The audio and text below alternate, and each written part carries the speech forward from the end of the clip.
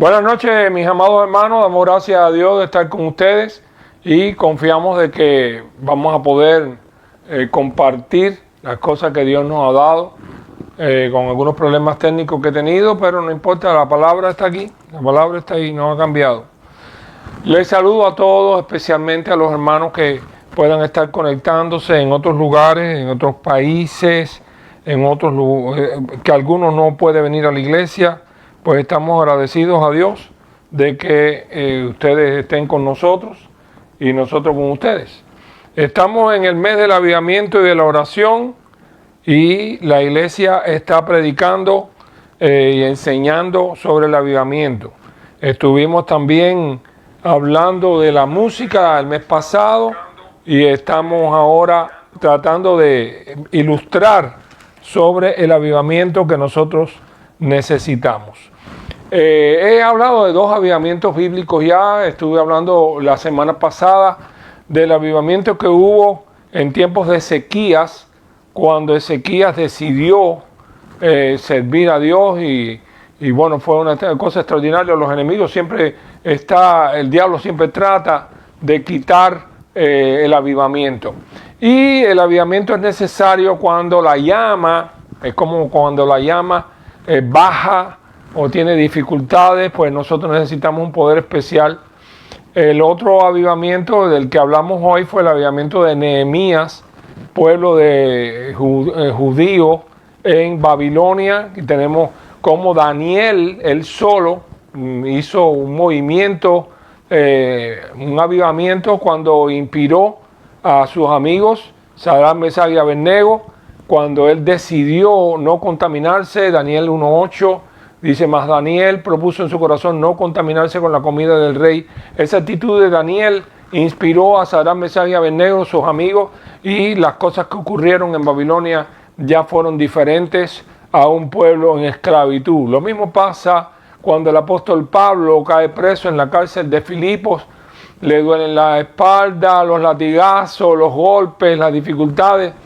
Todo parece que está liquidado para este hombre de Dios y su amigo. Sin embargo, a medianoche, dice Hechos capítulo 16, 31, a medianoche ellos cantaban himnos a Dios y los presos les oían. Hubo un gran terremoto, se abrieron las puertas de la cárcel, el carcelero se convirtió y entonces esto fue una bendición de Dios que recoge el libro de los Hechos en el capítulo 16. Así que en esta noche quiero fijarme exactamente en el avivamiento necesario y, vamos a decir así, consecutivo, que ocurre en la iglesia en tiempos de los apóstoles, en Hechos de los Apóstoles, cuando Jesús asciende a los cielos. Así que vamos a estar hablando de eso y vamos a ver los pasos, cómo ocurrió este avivamiento del Espíritu Santo con la llegada del Espíritu Santo al mundo y cómo avivó la iglesia a través de todos los siglos hasta el tiempo presente, porque el Espíritu Santo vino a la tierra para quedarse. Primero, aunque ya lo hemos explicado otras veces, queremos un momento recordarles qué cosa es un avivamiento. El avivamiento es el momento en que la obra es aplicado al pueblo de Dios, en el momento que la iglesia o la obra esté pasando por crisis, esté un poco apagada la llama y de pronto la llama vuelve a brillar. Eso da la idea, por ejemplo, Habacuc capítulo 3, cuando él dice: aviva tu obra en medio de los tiempos, hazla conocer o hazla resplandecer.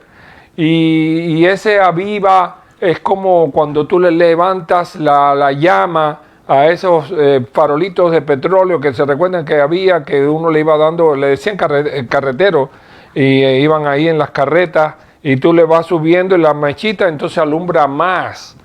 Eso es avivar, ese es el avivamiento desde el punto de vista bíblico. Ha habido momentos en la historia de la iglesia que la llama ha estado bajando. Eso ocurrió cuando ellos fueron llevados a Babilonia. Ya el pueblo estaba diezmado. La historia nos dice de que 10 tribus se habían separado, de las 12 tribus, 10 se fueron, se pusieron la sede en Samaria, se apartaron, se fueron a los ídolos, y quien quedó fiel a Dios fue Judá. Y pasó el tiempo, vino Senaquerib, rey de Asiria, la invasión, se llevó a las 10 tribus, las desapareció y no pudo llevarse a Judá porque estaban en fidelidad. Ese fue el avivamiento de Ezequías que hablamos el domingo pasado.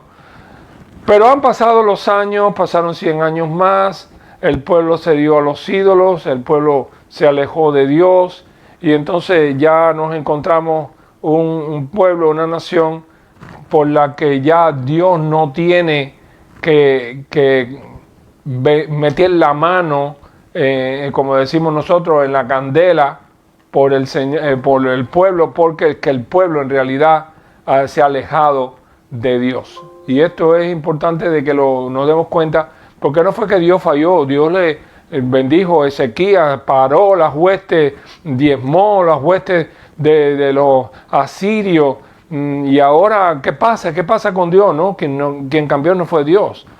Dice Isaías capítulo 59, 1 y 2, no se ha cortado la mano de Jehová para salvar, ni se ha endurecido su oído para no oír, sino que nuestras iniquidades han hecho división entre nosotros y nuestro Dios, y nuestros pecados han hecho apartar de nosotros sus rostros para no oírnos. Así que no es Dios, Dios no falló, fallamos nosotros. Así que mis queridos hermanos, esto es importante que nos demos cuenta de esto, porque si no nos damos cuenta, lo que va a pasar es que algunos van a juzgar de que Dios está fallando, Dios no está fallando, quien está fallando somos nosotros. Así que es importante que esto lo tengamos presente. Después viene el avivamiento de Josías. Allá en Babilonia, Daniel propuso en su corazón no contaminarse y fue el eje de un avivamiento al que sus amigos Sadrach, Mesach y Abednego se enfrentaron. Nabucodonosor tuvo que convertirse cuando vio que no se quemaron en el horno de fuego. Después viene el avivamiento que ocurre cuando Mardoqueo decide no inclinarse delante de Amán. Esther mete la mano a favor de su pueblo y entonces tenemos el avivamiento maravilloso que ocurrió cuando la fiesta del Purim querían destruir a los judíos. ¿Qué hubiese pasado si los judíos hubiesen sido destruidos en Babilonia? Le decía a la iglesia, lo que hubiese pasado es que el Mesías no hubiese nacido, porque el Mesías nace del pueblo judío. Así que pasan los años y ellos están pasando los 70 años en Babilonia por su pecado. Y en tiempos ya del rey Artajerjes, un hombre extraordinario, Nehemías, vimos hoy el avivamiento que ocurre cuando Nehemías decide entregarse a Dios, decide servir a Dios. Él era el copero del rey. Y le llega la noticia de unos amigos de que allá en Jerusalén estaba todo mal, que se habían alejado del Señor y que el pueblo que quedaba le habían desbaratado los muros, estaba todo destruido, no tenían a nadie que les ayudara. Entonces Nehemías decide hacer algo por su pueblo y es cuando él le pide al rey Artajerjes que le dé la oportunidad de ir allá a restablecer los muros. Entonces viene Nehemías, un avivamiento ocurre con la llegada de Nehemías, se reedifican los muros, la ciudad se levanta y todo esto es el fruto de que un hombre llamado Nehemías estuvo con el deseo de hacer algo por la obra de Dios. Es por eso que le hemos dicho a todos de que el avivamiento no es una cosa mística que viene cuando a Dios se le ocurre. Es verdad que oramos por el avivamiento. Señor, danos avivamiento, fue la oración de Habacuc, aviva tu obra en medio de los tiempos. Pero ¿cómo la aviva Dios? Dios la aviva usando los seres humanos, aviva su obra aviva la iglesia usando los miembros de la iglesia, usando la gente de la iglesia. No es un evento raro, extraño que ocurre y que entonces podemos decir que Dios avivó su obra. Dios la aviva, pero a través de nosotros. Pasan los siglos y ahora nos enfrentamos a un avivamiento mundial y un avivamiento, se puede decir, eterno. Cuando el Señor Jesucristo muere en la cruz es bien triste para todos. Recuérdense que los apóstoles, unos se fueron a pescar, 2 se fueron para allá para Emmaús. Era un momento de tristeza, de angustia, nadie sabía lo que iba a pasar. Cuando vemos a los que se fueron por el camino de Emmaús, escuchamos su lamento, Jesús viene caminando con ellos, está disfrazado, no lo ven, no se dan cuenta que es Él. Y ellos dicen, nosotros pensábamos que Él era el que iba a redimir a Israel. Y quiere decir que estaban alicaídos. Es verdad que unas mujeres nos dijeron hoy por la mañana que vieron ángeles que decían que él vive. Dicen que no le creyeron ni siquiera las esposas. Entonces, claro, después el Señor se les revela, ellos regresan a Jerusalén y entonces hay un avivamiento. Pasa 40 días con ellos están felices, pero llega el día que se va. Y ahí estamos parados en Hechos de los Apóstoles, en el capítulo 1, cuando el Señor Jesucristo le ha dicho a los apóstoles que Él se va. Y aunque ya les había escrito en Juan 14, 15 y 16, dice, a ustedes les conviene que yo me vaya, porque si no me fuere, el Consolador no vendría, pero si me fuere, os lo enviaré. ¿Cómo que les conviene? Ellos no podían entender en ese momento que les convenía que Jesús se fuera. Usted y yo tampoco nos hubiese parecido conveniente perder al Señor que sanaba a los enfermos, que multiplicaba la comida cuando no había, y que no había pandemia que se le resistiera, y que de pronto nos dice que se va. Y eso fue triste para ellos. Ellos cayeron en un momento de descontrol, desasosiego, no sabían qué iba a pasar y están preocupados por esta situación. Y dice la Biblia en Hechos, estoy leyendo Hechos capítulo 1, Hechos 1, perdón.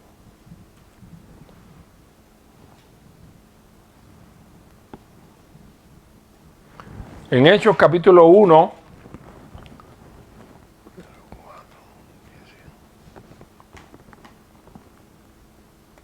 perdón, estoy tratando de abrir aquí. Bien, ya. 0, 4.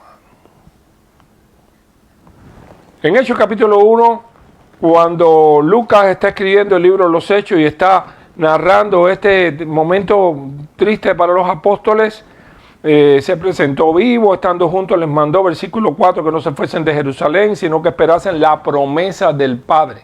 Pero ellos no sabían qué cosa era eso, no sabían qué cosa era la promesa del Padre. Y después dice que porque Juan ciertamente bautizó con agua, versículo 5, mas vosotros seréis bautizados con el Espíritu Santo dentro de no muchos días. Eso es lo que Jesús les dice. Entonces los que se habían reunido les preguntaron diciendo, Señor, ¿restaurarás el reino a Israel en este tiempo? Es decir, habrá un avivamiento tan grande en la obra que el reino de Israel se volverá a establecer. Recuérdense que estaban dominados por los romanos. Recuérdense que el Sanedrín y toda esta gente estaban contaminados. La nación toda había sido diezmada hacía siglos, y lo que quedaba era la tribu de Judá y Benjamín ahí ya en Jerusalén. Pero el reino de Israel era el esplendor, era el rey, eran las trompetas, era la grandeza del templo, la grandeza de David. Eso es lo que estaban pensando. Claro, parece raro de que los discípulos no hubieran entendido que el reino que había que restablecer no era el reino de Israel, sino el reino de Dios. Y que ese no era un reino allí local, sino el reino de Dios para todas las naciones. Él ya les había dicho a ellos que tenían que ir por el mundo y predicar el Evangelio, la gran comisión, pero todavía estaban turbados, no entendían eso, sus relaciones con los extranjeros no eran muy buenas para salir por ahí a predicarle al mundo, habían tenido dificultades. Ahí recuérdense que después vienen las dificultades que tiene el apóstol Pablo, que tiene el mismo Pedro, cuando tratan de predicar fuera de Jerusalén, encuentran dificultades. Así que ellos le dicen esa pregunta y Jesús les responde un poco ácido. Dice el versículo 7, Hechos 1, 7. Y les dijo, no os toca a vosotros saber los tiempos o las sazones que el Padre puso en su sola potestad, pero recibiréis poder cuando haya venido sobre vosotros el Espíritu Santo, y me seréis testigos en Jerusalén, en toda Judea, en Samaria y hasta lo último de la tierra. El Señor está mirando la proyección misionera de ellos, en su obra misionera, que en ese momento ellos estaban tratando de estar debajo de la vid, debajo de su higuera, disfrutando del reino, y el Señor le dice, no, aquí no hay ningún disfrute, no hay ningún descanso, lo que viene es poder espiritual, entusiasmo misionero, para que ustedes salgan a testificar al mundo. Ellos no podían entender eso, no cabía en la cabeza de que el plan fuera de irse a los gentiles, de predicar el evangelio en el mundo. Aquella era su tierra. Pero hay una cosa que ellos no sabían. No sabían en ese momento, recuérdense cuando él le había dicho, sentado en el Monte de los Olivos, le había dicho que, ay Señor, mira qué piedra, qué belleza del templo, hablando del templo que Herodes había reconstruido desde... Ya. Hace rato que estaba hablando y está quizá. ¿Qué pasa? No veo nada. Ya. ¿Ya se arregló? Carlos Tejera. Bueno, perdone, tuvimos un interlude ahí que se paró todo, y por aquí también esto se paró también la computadora, así es decir que yo no sé. Bueno, ok, no importa, los tarecos se pueden parar, lo que no se puede parar es la Biblia está ahí. Entonces le decía, pues no sé ni por dónde me quedé, por dónde me quedé toda la historieta. ¿Alguien me dice por dónde me quedé? El asunto está que, ya les digo, ellos iban a sufrir la destrucción por completo de Jerusalén. 37 años más tarde, las huestes de Vespasiano y de Tito iban a destruirlo todo. Después, en 135, iban a ser desalojados los judíos de su tierra, y todo eso iba a durar siglos, hasta que en el 1948 iban a regresar a su tierra de nuevo.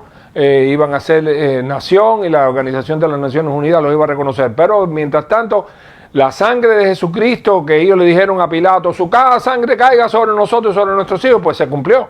Eso fue así, y sufrieron terriblemente durante siglos por no haber atendido al Mesías cuando Él vino.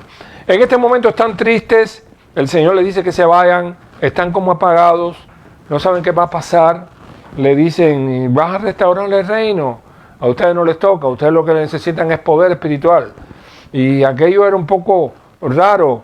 El versículo 8 le dice, pero recibiréis poder cuando haya venido sobre vosotros el Espíritu Santo, y me seréis testigos en Jerusalén, que era la ciudad, en toda Judea, que era la provincia, en Samaria, que era la provincia cercana, y hasta lo último de la tierra. Es el cumplimiento de la gran comisión que le había dicho en Mateo capítulo 28, ir y hacer discípulos a todas las naciones, bautizándolos en nombre del Padre, el Hijo y el Espíritu Santo, enseñándoles que guarden todas las cosas que os he mandado, y aquí yo estoy con vosotros todos los días hasta el fin del mundo. Amén. Así que es el momento de levantar el pueblo de Dios, es el reino de Dios en la tierra, no el reino de Israel. Nosotros sabemos que esto pasó, en ese momento entonces él es alzado, dichas estas cosas, viéndolo ellos fue alzado, le recibió una nube que le ocultó de sus ojos, y estando ellos con los ojos puestos en el cielo, entre tanto que él se iba, y aquí se pusieron junto a ellos dos varones con vestiduras blancas. Parece que si algo estamos viendo aquí es que en ese momento parece que la tristeza de ellos fue tan grande que estaban así, se quedaron así como petrificados, como frisados, ¿no?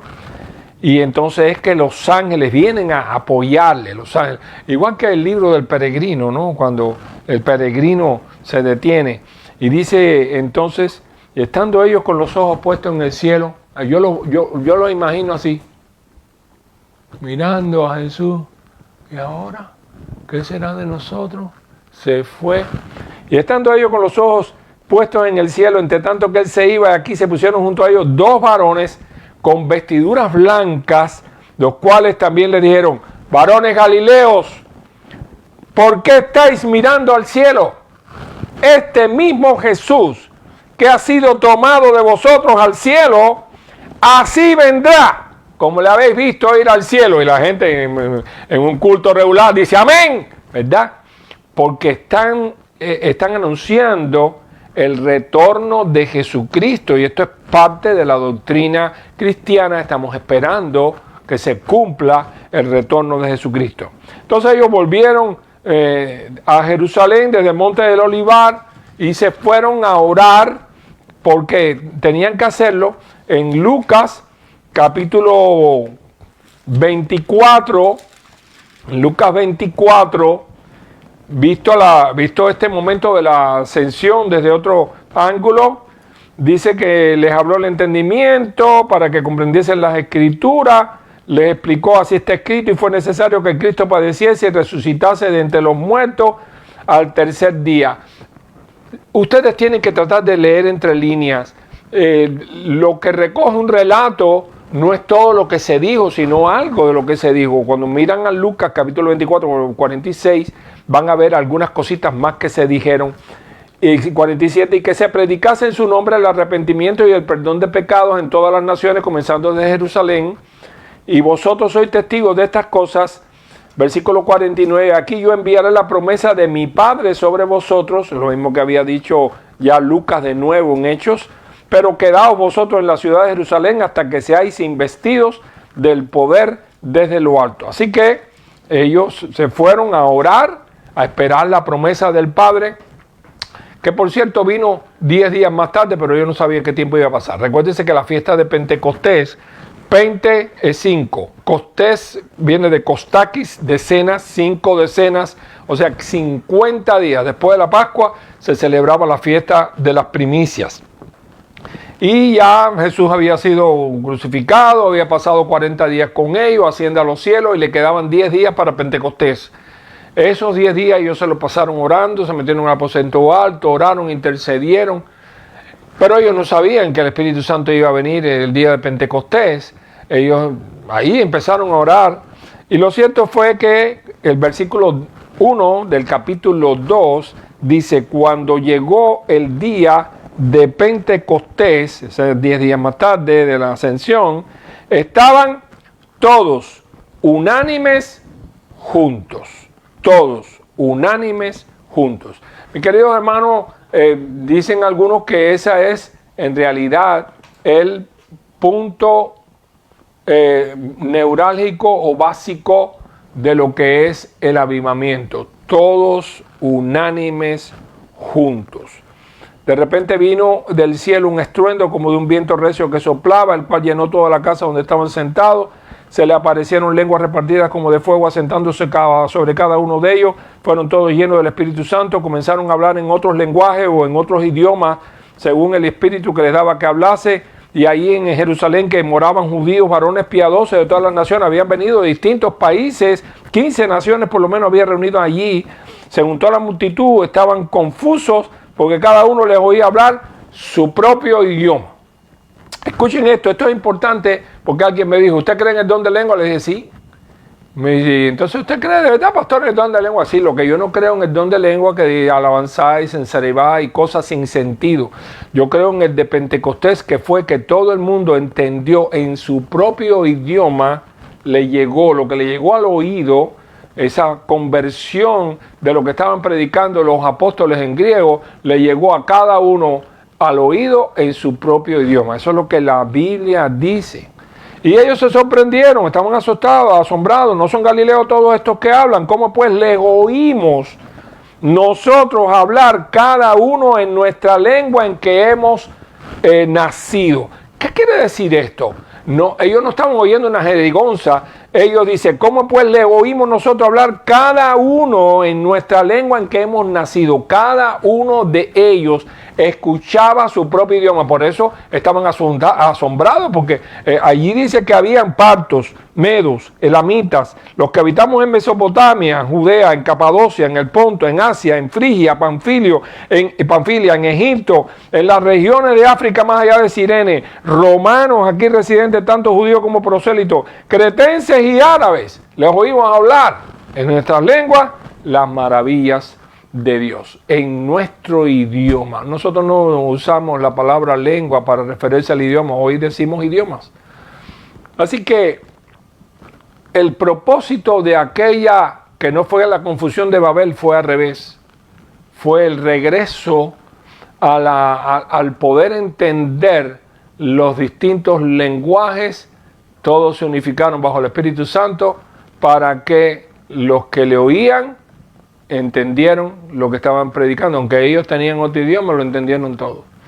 Alguien me preguntó alguna vez, me dijo, pastor, y eso no ha ocurrido otras veces en la historia. Le digo, que yo sepa, no ha ocurrido nunca en la historia. Ni siquiera en los avivamientos carismáticos, ni de otras denominaciones, ni los que hablan del hablar en lenguas. No ha habido nada de eso, de que alguien predique y que lo entiendan personas de otras nacionalidades. Normalmente los seminarios de todos los seminarios de todas las obras evangélicas del mundo tienen su departamento de lenguaje. Cuando van a ir a un país, pues aprenden el lenguaje de ese país para poderse comunicar. Ninguno llega ahí y dice, bueno, no importa, yo les voy a predicar y ustedes me van a entender. Eso no existe. No ha existido nunca, no está existiendo en este momento y creo que no va a existir nunca, porque aquello fue un evento mundial, la llegada del Espíritu Santo al mundo con un propósito misionero mundial. Y eso ha sido así. Cuando estuvimos, me recuerdo, en Nashville, Tennessee, en el año 1994, en el Congreso Mundial de Hombres Bautistas, nos dieron un radiecito, como este que tengo en el bolsillo, un radiecito, nos metimos en el bolsillo, nos lo pusimos al oído, y había cabinas de transmisión, y cada vez que se paraba uno a hablar, no importa el idioma que hablara, alguien lo traducía y lo ponía por el canal de español. Nosotros teníamos que poner el canal de español y nos llegaba traducido, nos llegaba al oído, pero lo hacían hermanos de distintos lugares que conocían el idioma del que estaba hablando en el podio y nos llegaba a nosotros en español.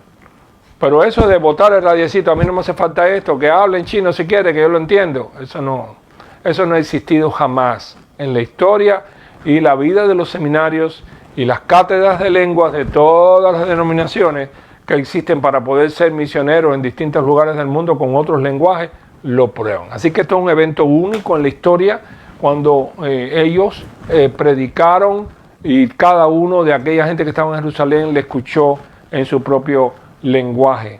La otra dice que aparte de eso hubo un fuego que se apartó, puso sobre cada uno de ellos, un viento recio.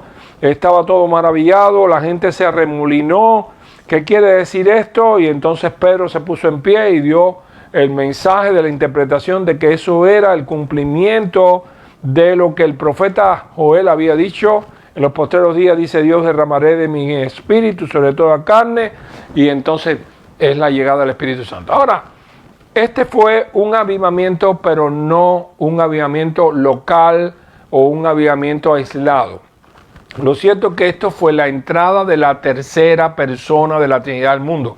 Padre, Hijo y el Espíritu Santo, la llegada del Consolador. Jesús lo había prometido. Ustedes buscan en Juan, el Evangelio de Juan, van a encontrar, le voy a leer lo que dice Juan. En el capítulo 14 de Juan, 15 y 16, Jesús le había dicho a los discípulos que Él iba a traer sobre ellos algo diferente. Si me amáis, guardar mis mandamientos, estoy leyendo Juan 14, 15, y yo rogaré al Padre y os dará otro Consolador para que esté con vosotros para siempre, el Espíritu verdad, el cual el mundo no puede recibir, porque no le ve ni le conoce, pero vosotros le conocéis, porque mora con vosotros y estará en vosotros. Así que, otro Consolador, para que esté con vosotros para siempre, el Espíritu de verdad, el cual el mundo no puede recibir. Después dice en el 18, no les voy a dejar huérfanos, vendré a vosotros, todavía el mundo no me verá, pero ustedes me van a ver. Quiere decir que lo que estamos hablando es que en este tiempo especial, lo que vimos fue cómo Dios se manifestó a su pueblo y cómo ellos recibieron este poder espiritual, que era un poder para salir a predicar la obra misionera. Fueron llenos del Espíritu Santo. Estoy entonces aquí viendo que lo primero que usted ve en esta llegada, bueno, antes de que pase al mensaje, le leo otro versículo de Juan 14, 26 ahora. Dice, mas el Consolador, el Espíritu Santo, a quien el Padre enviará en mi nombre, Él os enseñará todas las cosas y os recordará todo lo que yo os he dicho. La paz os dejo, mi paz os doy, yo no la doy como el mundo la da, no se turbe vuestro corazón ni tenga miedo. Traten de pensar en los discípulos sin el Espíritu, los discípulos con el Espíritu. Algo pasó. Antes de la venida del Espíritu Santo, ellos dependían del poder del Espíritu Santo que tenía Jesús. Pero ellos no lo tenían dentro de ellos. Después en el capítulo 15, en el versículo 26, leemos Juan 15, 26. Pero cuando venga el Consolador, a quien yo os enviaré del Padre, el Espíritu de verdad, del cual procede del Padre, Él dará testimonio acerca de mí, y vosotros daréis testimonio también porque habéis estado conmigo desde el principio. Después todavía de nuevo en Juan capítulo 16, le dice, esto no lo dije al principio porque yo estaba con vosotros, pero ahora yo voy al que me envió. Ninguno de vosotros me pregunta, ¿dónde vas? Antes porque os he dicho estas cosas, tristeza ha llenado vuestro corazón. Así que vamos a decir que esto no es una idea del pastor, sino que es verdad que ellos estaban tristes, estaban alicaídos, el Señor se va. Es cuando un amigo se va, como dice la poesía, pero ya en este caso este amigo que se iba era el Señor, era el que los había dirigido, el que los había salvado, el que les había inspirado, y ahora están solos. ¿Cómo hacerlo sin Él? Entonces dice Él en el versículo 7, pero yo digo la verdad, os conviene que yo me vaya. Nadie hubiese entendido jamás eso, ni yo, ni tú, ni nadie hubiese entendido que les convenía que el Señor se fuera. Dice, porque si no me fuera, el Consolador no vendría a vosotros, mas si me fuere, os lo enviaré. Y cuando Él venga, convencerá al mundo de pecado, de justicia y de juicio.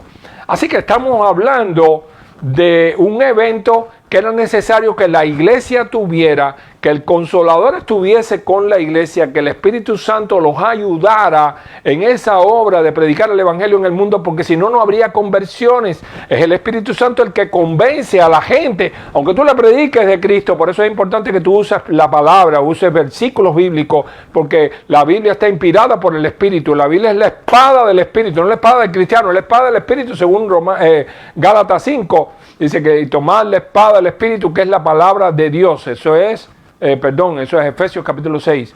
Así que, perdón.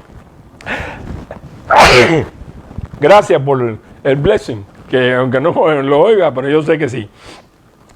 Entonces, ¿cómo puede convencerse una persona? Usted puede convencerla, pero no la va a convertir. El Espíritu Santo es el que convence, dice que la carne para nada da vida, el Espíritu que os he hablado es Espíritu, y las palabras que os he hablado son Espíritu y son vida. Así que entiendan esto, la iglesia sin el Espíritu podía ser un grupo filosófico, discutir sobre una personalidad que se fue del mundo, pero sin poder espiritual para que la gente fueran cambiados y transformados. Pero vemos que a partir de este momento el Espíritu Santo obró y convenció y transformó. Entonces ahora tenemos a los discípulos que a partir de este evento ellos salen a predicar. Y el libro de los Hechos no es solamente el libro de los hechos de los apóstoles, sino en los hechos del Espíritu Santo. Lucas tuvo cuidado de explicar todas las cosas que iban pasando, cómo los apóstoles cambiaron, cómo la palabra se hizo poderosa, la gente se empezaron a convertir, los milagros se empezaron a hacer. Un hombre tan duro y tan rebelde como Saulo de Tarso se encuentra con Jesús en el camino y cae de hinojos convertido cuando el Señor le dice, dura cosa te darle cosas contra el aguijón.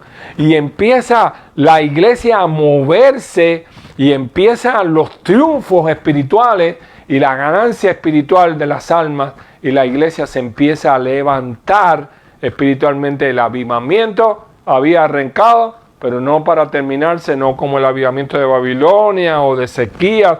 Era un avivamiento mundial, era un avivamiento eterno que terminará el día que Cristo descienda del cielo, arrebata a su iglesia, y entonces estaremos viviendo con Él para siempre. Así que tenemos, mirando atrás, bueno, ¿y qué pasó? ¿Cuáles fueron las condiciones que hubo allí cuando el Señor les dice, tienen que esperar el Espíritu, la promesa del Padre? Ellos se van y se ponen a orar. Dice Hechos 2, cuando llegó el día de Pentecostés estaban todos unánimes juntos. Vamos a primero mirar esas tres palabras importantísimas. Dice, la primera es todos. Y ¿saben qué? Cuando pienso en todos, estoy pensando en que no faltaba nadie en la iglesia, no faltaba nadie del pueblo de Dios que no estuviese celebrando la fiesta de las primicias. No había nadie que estuviese haciendo algo o atendiendo alguna punta de maíz o alguna cosa, estaban todos. Yo decía en este mensaje, decía, si el avivamiento depende de que todos estén en la iglesia, dice, bueno, eso casi es un milagro. Porque en realidad, ¿cuántas veces hemos tratado de tener un culto donde todo el mundo esté a ver, que no falte nadie? Bueno, faltaba alguien, faltaba por aquí, falta aquel, falta el otro. Si hace falta que estén todos para un avivamiento, lo cierto es que es por eso que no viene el avivamiento, porque quizás tú hoy, mañana el otro y quizás otro, quizás tú has sido, la dificultad para que el avivamiento no estuviera en la iglesia porque tú faltaste un día. Y dices, pero faltar uno no tiene importancia. Bueno, aquí estaban todos. Y si es verdad lo que han predicado miles de cristianos a través de los siglos, que estaban todos, y eso es una parte de que había como un solo, bueno, dice el Antiguo Testamento, cuando ellos estaban en medio de un avivamiento, dice que ellos como un solo hombre se juntaron en Jerusalén, y esto es que todo el mundo puso el corazón, lo primero, en ese momento no había otra cosa, era Dios. Así que esta es, vamos a decir así, la muestra de que Dios es primero y todo lo demás se quedó atrás. La otra cosa que aparece aquí, la otra palabra era, estaban todos unánimes. La palabra unánimes viene de un ánima, de un alma, de un sentimiento. Como pastor, en todas las etapas de mi vida que he pasado en todos los pastorados, todas las iglesias, como pastor y como seminarista, sé la bendición que tiene una iglesia, no importa el tamaño que tenga, cuando todo el mundo siente lo mismo. Cuando hay una unidad de sentimiento, de amor, de compañerismo. Cuando no hay nadie sentado allí, que usted está parado en el púlpito, está predicando y sabe que hay uno o dos o quizás sentados juntos que tienen un sentir diferente. Por eso dice el apóstol Pablo, ser de un mismo sentir. Y tienen un sentir distinto, no importa lo que usted predique, lo que predica, ellos siempre van a estar diciendo, este tipo, lo que tengo unas ganas, bla, bla, bla. Entonces, esas personas, los que tienen eso así, lo mejor que pueden hacer para que la iglesia sea avivada es que se vayan. Le dije una vez a uno que siempre estaba llamando la atención de las cosas que se hacían mal en su iglesia, le dije, pero que es que todo lo ves mal porque tú tienes otros conceptos doctrinales. No puedes aceptarlo porque tendrías que aceptar lo que creemos los bautistas y tú no tienes principios bautistas. Entonces, lo que estás en el lugar equivocado, vete a un lugar que tenga tus principios, no trates de cambiar a toda una masa que no la vas a poder cambiar, lo que vas a poder es ser siempre la voz disonante para que no haya paz, para que haya discusiones, para que haya problemas. Mis hermanos, traten de descubrir las cosas que el diablo hace. El diablo trata de dividir. Bueno, eso es un concepto maquiavélico, ¿no? Divide y vencerás. No permitas la unidad de la iglesia, no importa la cantidad que sean, pero la unidad es importante. Así que para que el Espíritu Santo pudiera tomar control de ellos, estaban todos y no faltaba nadie, y la otra cosa era que estaban unánimes. Había un mismo sentimiento. Qué lindo es. Yo he sido pastor de iglesias pequeñas, ahora tengo que preparar un tema para pastores sobre un pastor de iglesias pequeñas, cómo se enfrenta. Hay pastores que saben ser pastores de iglesias grandes, lo único que tienen que hacer es predicar el domingo y todo está preparado, todos los departamentos funcionan, toda la gente está entusiasmada y todo el mundo está esperando al pastor que se pare ahí. Pero los pastores de las iglesias pequeñas, pues hay que salir a visitar el lunes a los enfermos, hay que repartir comida cuando la hay que salir a los hospitales, hay que ir a predicarle a fulanito, menganejito que fue de visita a la iglesia. Los pastores de las iglesias pequeñas hemos tenido que hacer todo, subir una escalera, pintar, arreglar un techo, en fin. Pero todo eso, qué lindo es cuando logramos en algún campo misionero que hemos estado, que otro está con nosotros y otro más, y ya cuando somos un grupo y cuando hay un sentimiento de gozo y de trabajo, qué lindo cuando hemos preparado un aniversario y vemos los hermanos haciendo aquí y allá una comida fraternal y vemos los hermanos, uno está poniendo mantel, el otro está haciendo esto, y hay una unidad. Qué gozo hay en la iglesia cuando hay esa unidad para luchar, para trabajar juntos. No importa lo que esté pasando alrededor, se puede estar cayendo el mundo, raíles de punta. La iglesia tiene gozo y el gozo del Señor es vuestra fortaleza. No olviden eso.